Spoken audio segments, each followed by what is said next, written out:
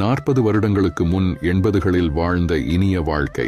செருப்பு அருந்தால் தைத்து போட்டு கொண்டோம். காதலித்து திருமணம் செய்தாலும் கணவனை வாங்க போங்க என்றுதான் மனைவி அழைப்பாள். ஆணியில் மாட்டி கிழிந்த துணியை தைத்து உடுத்திக் கொண்டோம். முதல் நாள் கூட்டு, பொரியல், ரசம், சாம்பாரை சுண்ட செய்து பழங்கஞ்சியுடன் பருகினோம். எல்லா கல்யாணத்திலும் மதிய உணவு பிரதானமாக இருந்தது. வடை பாயசத்துடன் வீட்டு சொந்தங்களே பாசத்துடன் பரிமாறினார்.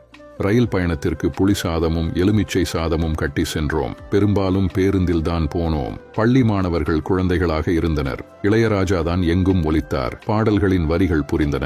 காதலிப்பவர்களுக்கும் உறவுகளுக்கும் கடிதங்கள் எழுதினோம். ரஜினி, கமல் பொங்கல், தீபாவளி கிரீட்டிங்ஸ் கிடைத்தது. உண்டு கழித்து தீபாவளிக்கு சினிமா பார்த்தோம். காணும் பொங்கலுக்கு உறவுகளை பார்த்தோம். திருடனை பிடிக்க ஊரே ஓடியது. பாம்பு அடிக்க பக்கத்து வீட்டு மாமா வந்தார். பக்கத்து வீட்டு பெரியவர்களுக்கு பயந்தோம். கல்யாணத்திற்கு உறவுகள் 2 நாள் முன்னரே வந்தனர். மானேஜராக பணிபுரிந்தாலும் தந்தை சைக்கிளில் தான் பவனி வந்தார். வெள்ளி அன்று ஒளியும் பார்க்க ஆவலோடு காத்து கிடந்தோம். பழைய புத்தகங்களை பாதி விலைக்கு வாங்கி பாடம் படித்தோம். கைத்து கட்டிலை பெரியவர்களுக்கு கொடுத்துவிட்டு பாயில் படுத்து உறங்கினோம். எல்லாவற்றையும் விட காலை பொழுதுகள் ரம்மியமாக இருந்தது. முன்னேற்றம் என்ற பெயரில் நல்லவற்றை தொலைத்தோம். நாகரீக போர்வை போர்த்தி நாசமாய் போனோம். அன்றைய வாழ்க்கையில் பிரச்சனைகளும் இருந்தன. இன்று பிரச்சனைகளே வாழ்க்கையாகி போனது.